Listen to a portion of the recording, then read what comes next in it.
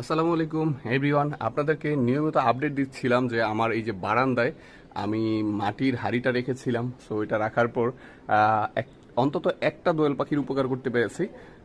একটা দোয়েল পাখি 3টা বাচ্চা দিয়েছিল, বাচ্চা ফুটেছে তখন দেখেছি। তো বাচ্চাগুলো এখন বড় হয়ে গিয়েছে। তো একটু চলুন আপনাদেরকে দেখাই। তো এই যে আমার বারান্দায় এই গাছগুলো লাগানোর কারণে পাখিরা এসে বেশি বসে। এই যে এখানে বসার ব্যবস্থা করে দিয়েছি, তারপর এখানে দিয়েছি, আর এই হাঁড়িটা দিয়েছি। সো আপনাদেরকে একটু দেখাই, বাচ্চারা মাশাআল্লাহ কত বড় হয়েছে। এই যে ভিতর দিয়ে এখান দিয়ে দেখা যাচ্ছে, এই যে বাচ্চারা মুখ দেখাচ্ছে। তো উপর দিক একটু দেখাই, বাচ্চারা কি খবর। এই যে দেখুন 3টা বাচ্চাই একদম সুন্দর, একদম বড় হয়ে গেছে মাশাআল্লাহ।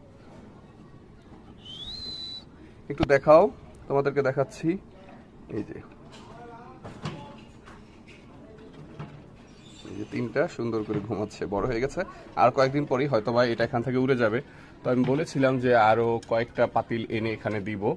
তো দেখি কালকে পরশু এই 2-1 দিনের মধ্যেই আরো 2-3টা পাতিল এখানে দিব, যাতে পাতিলগুলোতে এসে অন্যান্য পাখিগুলো বসতে পারে, চড়ুই পাখি বা আদার যে পাখিগুলো, তারা এই বর্ষার দিনে যাতে এখানে এসে আশ্রয় নেয় এবং এই যে এই দোয়েল পাখিদের মতো এরকম বাচ্চা ফোটাতে কিছুটা হলো হেল্প পায় আর কি।